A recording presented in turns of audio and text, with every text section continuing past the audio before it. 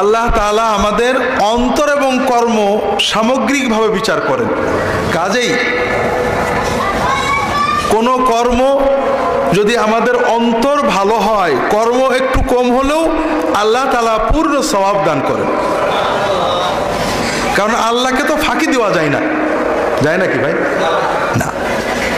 আবার যদি কর্ম অনেক করি, অন্তরটা ময়লা থাকে, আল্লাহর কাছে এই কর্মের কোনো দাম থাকে না। এই জন্য প্রথমেই আমি নিজেকে এবং আপনাদের সকলকে নসিহত করি যে আমরা সকলেই আমাদের রবের সাথে আমাদের যে মূল সম্পর্ক, যেটা কেউ জানে না, শুধু আল্লাহ তাআলা জানেন, সেই জায়গাটাকে একটু ঠিক করে ফেলি। আল্লাহ তৌফিক দান করুন, আমিন। প্রথম হলো আমাদের অন্তরের নিয়াতটাকে সবসময় জাগরুক রাখা। এই যে আমরা ওয়াজ মাহফিলে আসছি, ওয়াজ শুনে অনেকে বলবেন হুজুর আজকে খুব ভালো ওয়াজ করলো, কিন্তু ভাই ভালো ওয়াজ করলো বটে, আপনার কতটুকু লাভ হলো? আপনার আসা যাওয়া কষ্ট করা কতটুকু ফলপ্রসূ হলো? আপনি এখান থেকে কি নিয়ে গেলেন? এটা হলো বড় কথা ভাইরা। ইসলামী আলোচনা মাহফিল, বিশেষ করে দরবারে ফুরফুরার মাহফিল, কোনো জিন্দাবাদের মাহফিল না, আজগবি গল্প বলে সুবহানাল্লাহ কোরআনোর মাহফিলও না। জিন্দাবাদের মাহফিলে কিছু রক্ত গরম হয়, আর আজগবি গল্প এগুলো শুনলে কিছু মজাও লাগে। উপন্যাস মহাকাব্য পড়লে যেমন মজা লাগে, এখানে তো কোনোটাই হবে না। তাহলে কেন এলাম আর কি নিয়ে গেলাম? এজন্য আমরা সকলেই অন্তত আল্লাহ তাআলার সাথে এগ্রিমেন্ট করি যে আল্লাহ যা শুনবো এর ভিতর থেকে ভালো কথাগুলো যেন পালন করতে পারি, সেই তৌফিক আমাদেরকে দান করো। হাজরিন, আমরা জীবনে অনেক কিছু জানি, মানি না, আর অনেক কিছু জানি না, তাই মানি না। বান্দা যখন যা জানে তা মানার চেষ্টা করে, আর অনেক কিছু জানার দরজা তার জন্য খুলে যায়। যেমন আজকে আমরা নামাজ পড়ছিলাম, ইমাম সাহেবের আমরা লোকমা দিলাম, ঠিক আছে না? আমরা যারা এখানে নামাজ পড়ছিলাম, আমরা কি বলে লোকমা দিলাম? আল্লাহু আকবার। এটা কোনো দোষের কিছু না, কিন্তু আমি কি সুন্নতটা আপনাদের বলবো?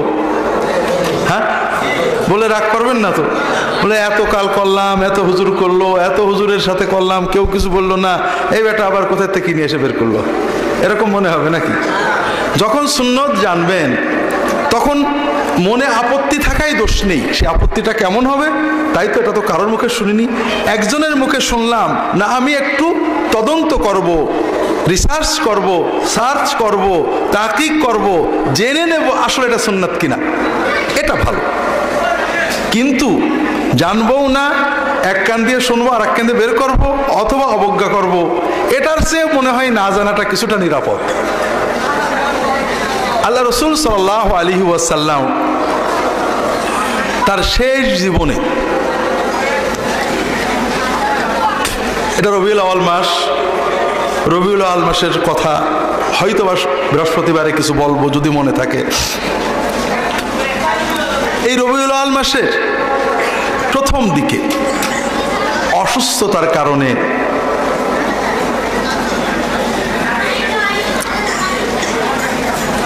মসজিদে যেতে পারেননি।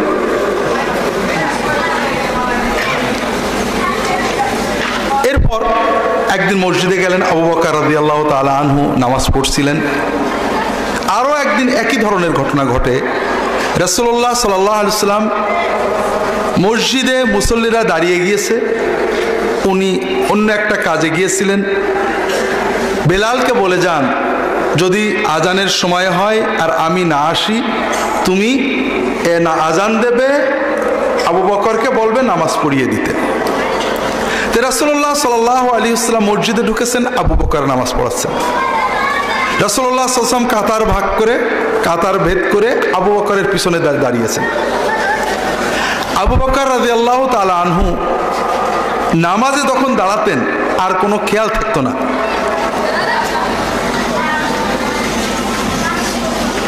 মানুষেরা সবাই তালি দিতে থাকলো। রাসূলুল্লাহ সাল্লাল্লাহু আলাইহি ওয়াসাল্লাম এসেছেন, কথা তো বলা যাচ্ছে না। আবু বকর তো মনের আবেগে নামাজ পড়ছেন, পিছন দিকে মোটেও কোনো খেয়াল নেই।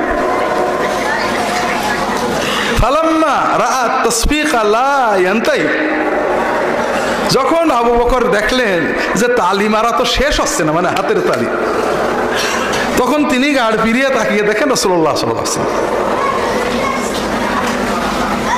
রাসূলুল্লাহ সাল্লাল্লাহু আলাইহি ওয়াসাল্লাম তিনি ইশারা করলেন যে তুমি ইমামতি চালিয়ে যাও, আমি পিছনে আছি। ফাহামিদা আবু বকর আল্লাহ হুনাইয়া, আবু বকর রাদিয়াল্লাহু তাআলা আনহু কয়েক মুহূর্ত আল্লাহ তাআলার হামদ করলেন, আলহামদুলিল্লাহ আলহামদুলিল্লাহ। সুম্মা রাজা আল কাহকারা, এরপরে খুব ভালো করে বোঝেন নামাজ অবস্থায় হচ্ছে, এটা বাঙালি নামাজ না, এটা সুন্নত নামাজ। বাঙালি নামাজ কি? নামাজে দাঁড়ানোর পরে এক চুল নড়া যাবে না, ডান পায়ের বুড়ো আঙুল নড়লে তো নামাজ শেষ। তবে রুকু সেজদার ঠিক নেই, একেবারে টাকাটাক টাকাটাক মুরগির চেয়েও তাড়াতাড়ি। এই নামাজ নিয়ে আল্লাহর কাছে যাওয়া যাবে না। রাসূলুল্লাহ সাল্লাল্লাহু আলাইহি ওয়াসাল্লাম এরকম নামাজ দেখে বলছিলেন, লাউমা তাহাদা আলাহা দালামাত আলা গায়রি মিল্লাতি মুহাম্মাদিন সাল্লাল্লাহু আলাইহি ওয়াসাল্লাম, যদি এই লোক এই অবস্থায় এই নামাজ পড়ে মরে, তাহলে আমার উম্মত হয়ে মরতে পারবে না। আবার আরব দেশে পুরো গালফে আরেকটা নামাজ আছে, নামাজে মাশাআল্লাহ রুকু সিজদা সুন্দরই করে, কিন্তু কাপড় ঠিক করা, ঘড়ি পরা, গোত্রা ঠিক করা সবই চলে, এগুলো আবার ঠিক না। নামাজে হাত পা শান্ত রাখতে হবে, কিন্তু প্রয়োজনে হাঁটাচলা করা যাবে, আগানো যাবে, পিছানো যাবে, ডানে যাওয়া যাবে, বামে যাওয়া যাবে। আল্লাহ রাসূল সাল্লাল্লাহু আলাইহি ওয়াসাল্লাম নামাজ পড়তে পড়তে দরজা খুলে দিয়েছেন, এক পা দুপা কিবলার দিকে এগিয়ে, নাতিকে কোলে নিয়ে নামাজ পড়েছেন, রুকু থেকে যে নামিয়ে দিয়ে সেজদা করে আবার দাঁড়িয়ে কোলে নিয়েছেন। রাসূলুল্লাহ সাল্লাল্লাহু আলাইহি ওয়াসাল্লাম নামাজ পড়ছেন, প্রথম রাকাত শেষ, দ্বিতীয় সেজদা, প্রথম সেজদা হয়ে গেছে, দ্বিতীয় সেজদায় গিয়েছেন, নাতি এসে কাঁধের উপর বসছে, আর সেজদা থেকে আর ওঠে না। নামাজ শেষ করে বললেন যে দেখো তোমরা হয়তো একটু বিব্রত হয়েছো, দ্বিতীয় সেজদা তো অনেক দীর্ঘ হয়েছে, আসলে আমার নাতি একটু ঘোড়ায় চড়ছিল, তা দেখলাম যে ওর শখ হয়েছে, আমি যদি সেজদাতে উঠি তো ওর শখটা পড়বে না, তো ও শখ করে চড়ে নিক, ওর না ঘোড়ায় চড়া শেষ হলে যখন ও নিজে উঠে গেল তখন আমি উঠলাম। আমাদের দেশে কোনো ইমাম এরকম করলে তো বিনা নোটিশে এই চাকরি চলে যাবে। তো যেটা বলছিলাম, নামাজের ভিতরে কাতারের ফাঁক পূরণ করা, সামনের কাতার পূরণ করা, মুসল্লি দুজনে দাঁড়িয়েছে জামাতে, আরেকজন আসলে আগে পিছে করা, এগুলো করা সুন্নাহ, এবং এগুলো ব্যাপারে কোনো মাযহাবেও কোনো ইখতিলাফ নেই, কিন্তু আমরা জানি না, আন্দাজে এগুলো পালন করি না, কাতারে ফাঁক থেকে যাই, সামনের ফাঁকা জায়গা পূরণ করি না, ভাবি যে হয়তো ডান পায়ের বুড়ো আঙুল নড়েই বুঝি নামাজ শেষ হয়ে গেল। তো যেটা বলছিলাম, আবু বকর রাদিয়াল্লাহু তাআলা আনহু কিছু সময় নামাজের ভিতরেই আল্লাহ তাআলার প্রশংসা করে সুম্মা রাজা আল কাহকারা, তিনি ফিরে আসলেন। তখন রাসূলুল্লাহ সাল্লাল্লাহু আলাইহি ওয়াসাল্লাম আগিয়ে যেয়ে ইমামতিতে দাঁড়ালেন। নামাজ শেষ করার পরে রাসূলুল্লাহ সাল্লাল্লাহু আলাইহি ওয়াসাল্লাম আবু বকরকে বললেন, আমি যখন তোমাকে বললামই যে ইমামতি চালিয়ে যাও, তো তুমি ইমামতি না চালিয়ে এবার পিছালে কেন? আবু বকর রাদিয়াল্লাহু তাআলা আনহু বললেন, মা কানা লিবনে আবি কুহাফা আই ইয়া উম্মা রাসূলুল্লাহ সাল্লাল্লাহু আলাইহি ওয়াসাল্লাম, আবু কুহাফার বেটার এই অধিকার নেই যে রাসূলুল্লাহ সাল্লাল্লাহু আলাইহি ওয়াসাল্লামের ইমামতি করবে। খুব ভালো করে বুঝেন, সাহাবীদের আদব আর আমাদের আদবের ভিতরে পার্থক্য আকাশ আর পাতাল। সাহাবীদের আদব ছিল সকল কৃত্রিমতা মুক্ত, অন্তরের গভীর দিয়ে, যে আদব, যে মহব্বত, যে ভক্তি, যে ভালোবাসার জন্য তারা রাসূলুল্লাহ সাল্লাল্লাহু আলাইহি ওয়াসাল্লামের জন্য জীবন দিতে পারতেন, রাসূলুল্লাহ সাল্লাল্লাহু আলাইহি ওয়াসাল্লামের জন্য কাঁদতে পারতেন, রাসূলুল্লাহ সাল্লাল্লাহু আলাইহি ওয়াসাল্লামের জন্য জাগতে পারতেন, কিন্তু কোনো অতি ভক্তি দেখান না। আপনি কি হেরার আলোয় আলোকিত হতে চান? আপনি কি সুন্নার আলোকে জীবন গড়তে চান? প্রফেসর ডক্টর খন্দকার আব্দুল্লাহ জাহাঙ্গীর রচিত কোরআন সুন্নাহ ভিত্তিক জীবন ঘনিষ্ঠ বইগুলো পড়ুন, সুন্দর জীবন গড়ুন। ইসলামী আকিদা, হাদিসের নামে জালিয়াতি, ইহয়াউস সুনান, রাহে বেলায়েত সহ আরো অনেক বই। কোরআন সুন্নাহর সাথে থাকুন, জীবন বদলে যাবে। যোগাযোগ আর সুন্নাহ ট্রাস্ট 01715400640। একজন সাহাবীকে প্রশ্ন করছেন তাবেঈনরা, মান আকবারু আনতা আও রাসূলুল্লাহ সাল্লাল্লাহু আলাইহি ওয়াসাল্লাম। রাসূলুল্লাহ সাল্লাল্লাহু আলাইহি ওয়াসাল্লাম সমবয়সী এক সাহাবী তাকে প্রশ্ন করছে মানুষেরা যে বড় কে, আপনি না রাসূলুল্লাহ সাল্লাল্লাহু আলাইহি ওয়াসাল্লাম, মানে কার আগে জন্ম হয়েছে? দুইজন তো সমবয়সী আমরা জানি, তবে বড় কে? তো ওই সাহাবী উত্তর দিচ্ছেন, লা রাসূলুল্লাহ সাল্লাল্লাহু আলাইহি ওয়াসাল্লাম আকবারু মিন্নি ওয়া উলিদতু ক্বাবলাহু। রাসূলুল্লাহ সাল্লাল্লাহু আলাইহি ওয়াসাল্লাম আমার চেয়ে বড়, তবে আমি তার আগে জন্মেছি। খেয়াল করেছেন? উনি বলতে পারতেন আমি বড়, কিন্তু না, এই একটা শব্দ ওনারা মুখ দিয়ে বের করেননি। কিন্তু এই আমরা যেটা করি, আব্বাজান, বাবাজান, কেবলাজান, হজরত, আলা হজরত, এই যে যত আলকাব উপাধি আমরা লাগাই, একটাও সাহাবীদের যুগে পাবেন না। তাবেঈনদের যুগে যান, সেই পবিত্র স্বচ্ছ নির্ভেজাল যুগে যান, তাবেঈনরা সাহাবীদেরকে কখনো হজরত, কেবলা, আব্বাজান, বাবাজান কিচ্ছুই বলেননি, ভাই এছাড়া আর কিছু না। তাবেঈনদের যুগে যান, যেমন আমাদের সামনে মডেল আছে আবু হানিফা রাহমাতুল্লাহ আলাইহি তাবেঈ, তার শিষ্যরা তাবেঈ। আমি সর্বশেষ একটা বই লিখছি, আপনারা হয়তো এখনো পাননি অনেকে, ইমাম আবু হানিফা রাহমাতুল্লাহ আলাইহি রচিত আল ফিকহুল আকবার, বঙ্গানুবাদ ও ব্যাখ্যা। ইমাম আবু হানিফার ফিকহুল আকবার, ইমাম হানিফার জীবনী, তার মাযহাব, তার কথা ইত্যাদিগুলো বিস্তারিত আনার চেষ্টা করছি। যাই হোক, আবু হানিফা রাহমাতুল্লাহ আলাইহি তাবেঈ কিনা, সাহাবীদের কাকে দেখেছেন, তার ব্যাপারে বিভিন্ন আলেমদের মতামত, এগুলো সেখানে আছে, বিস্তারিত পাবেন। তো যেটা বলছিলাম, ইমাম আবু হানিফা রাহমাতুল্লাহ আলাইহি তাবেঈ ছিলেন, তার শিষ্যরা আবু ইউসুফ, মুহাম্মদ, জুফার, অন্যান্য শিষ্যরা ছিলেন তাবেঈ। আমাদের সামনে তাদের লেখনীগুলো এখনো বিদ্যমান, আবু হানিফার লেখাগুলোও আছে। আবু ইউসুফ এবং মুহাম্মদ রাহিমাহুমুল্লাহ তাআলা আজমাইন, তাদের লেখাগুলো আছে, উলামায়ে কেরাম পড়েন। কখনো আবু ইউসুফ, মুহাম্মদ, জুফার এরা বলছে না যে কালাল ইমাম আবু হানিফা, ইমাম আজম আবু হানিফা, ইমাম কুদওয়া, আল্লামা হযরত শেখ কুতুবুল আকতাব, গাউস আজম, ইমামুল আইম্মা, ইমামে জামান, কিছুই বলছেন না। আমরা যা বলি এর কিছুই না, শুধু বলছেন কালা আবু হানিফা, হাদা রায়ু আবি হানিফা, হাদা মাযহাবু আবি হানিফা। খুব আবেগের সাথে বলছেন রাহিমাহুল্লাহ, ব্যাস, আর কিছু না। কিন্তু আমরা আল্লাহর সাথে সম্পর্ক, রাহিমাহুল্লাহ মানে আল্লাহ তুমি তাকে রহমত করো, এটার দিকে তেমন কিছু নেই। আমরা হরেক আদব বানাইছি। এখনো আমরা যখন হাদিস পড়ি, আরবি বই পড়ি, আলহামদুলিল্লাহ, আন ওমর ইবনে আল-খাত্তাব কালা আবু বকর আনিল হাসান আল-বসরি আন আনাস ইবনে মালিক, কোনো সমস্যা নেই। কিন্তু যেই বাংলা তরজমা করতে যায় হযরত হাসান বসরি, হযরত, হুজুর, কিছু একটা না লাগানো পর্যন্ত মনে হয় যেন আদব পূর্ণ হলো না। তার মানে আমাদের রুচিটাই পাল্টে গেছে। যেমন পচা ভাত খেতে খেতে সুন্দর গরম ভাত খেতে মজাই লাগে না, আমরা এই পচা আদব করতে করতে মাসনুন আদব মজা লাগে না। আবার কি আবু বকর, ওমর, ওসমান, আলী রাদিয়াল্লাহু তাআলা আনহুম আজমাইন, তাদের কাছে হযরত বললেই যথেষ্ট, আমাদের খুব একটা খারাপ লাগে না। কিন্তু যখন পরবর্তী যুগের বুজুর্গদের কথা হয়, হযরতের আগে পরে আরো কিছু লম্বা চওড়া না লাগালে আমাদের মনে হলো ভক্তি হলো না, ও বেটা বেয়াদব।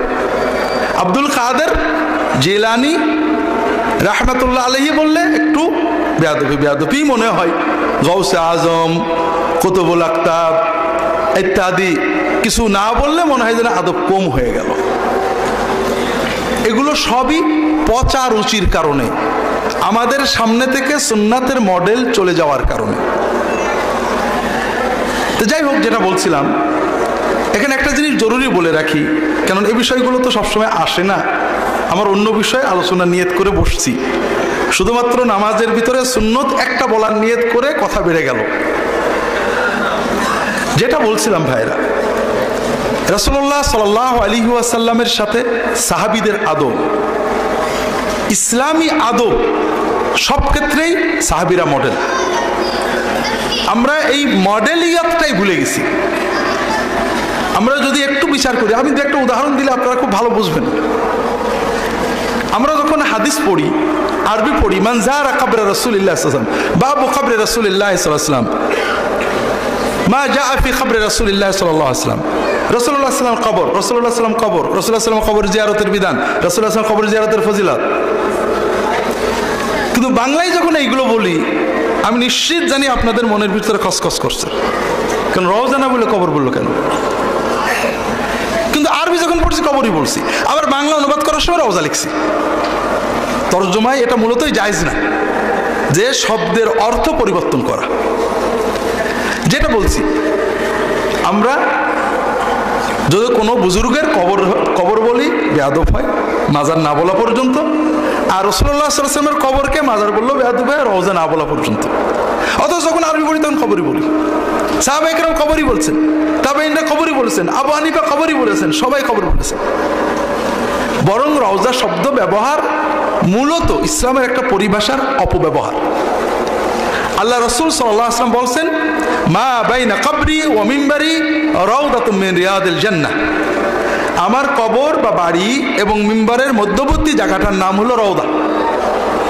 রাউদাতুম মিন রিয়াদিল জান্নাহ, জান্নাতের রওদাগুলোর একটা রওদা। উনার বাড়িও না, উনার কবরও না। রওদাটা হলো কবর থেকে এ পাশে, কবরের পশ্চিমে মিম্বার পর্যন্ত জায়গাটুক হলো রওদা। আর আমরা এই রওদার নাম দিয়েছি রিয়াদুল জান্নাহ, জান্নাতের বাগানগুলো। কিন্তু ওই জায়গাটার নাম হলো রাউদাতুম মিন রিয়াদিল জান্নাহ। রওদা, ওর নামই হলো রওদা। আর রাউদাতুশ শরীফা, রাউদাতুম মিন রিয়াদিল জান্নাহ, জান্নাতের একটা রওদা। আসল রওদার নাম দিয়েছি রিয়াদুল জান্নাহ। আর যেটাকে রাসূলুল্লাহ সাল্লাল্লাহু আলাইহি ওয়াসাল্লাম, সাহাবীরা, তাবেঈনরা কেউ রওদা বলেননি, যেটাকে হুজরা বলা হয়, আয়েশা রাদিয়াল্লাহু তাআলা আনহার ঘর, সেটাকে আমরা রওদা নাম দিয়েছি। তাহলে আমরা সুন্নতের পরিভাষাটাই বিকৃত করে ফেলেছি। যখন হাদিস পড়ি, জিয়ারত বাকি, যা রাসূলুল্লাহ বাকি আল গারকা, যা রাসূলুল্লাহ বাকি, একটু খারাপ লাগে না। রাসূলুল্লাহ সাল্লাল্লাহু বাকিতে আসলেন, বাকিতে গেলেন, বাকি জিয়ারত করলেন, বাকির মাইয়্যিতদের জন্য দোয়া করলেন। কিন্তু যখন বাংলা বলবো জান্নাতুল বাকি না বললে মন ভরে না। কিন্তু বিশ্বাস করেন, কোন হাদিসে জান্নাতুল বাকি নেই, বাকি আছে। তো যুগের আবর্তনে সরল প্রাণ বুজুর্গদের হয়তো ভক্তি অথবা কিছু ব্যবহার, এগুলো আস্তে আস্তে আমাদের ভিতরে এগুলো এমনভাবে গেড়ে বসেছে, এগুলো না করলে মনে হয় যেন আদব হলো না। অথচ এগুলো করা না যায়, আমি কোনোটাই বলছি না। তবে সুন্নত যে উত্তম, রাসূলুল্লাহ সাল্লাল্লাহু আলাইহি ওয়াসাল্লাম নিজে, সাহাবায়ে কেরাম, তাবেঈনরা যেভাবে বলতেন, এটা বলা যে উত্তম, এটা আমি অন্তরে বিশ্বাস করি। আর সুন্নতকে যখন আমাদের প্রচলনের চেয়ে ছোট করা হবে, তখন ওটাতে বেদাত হবে, এটা আমি বিশ্বাস করি।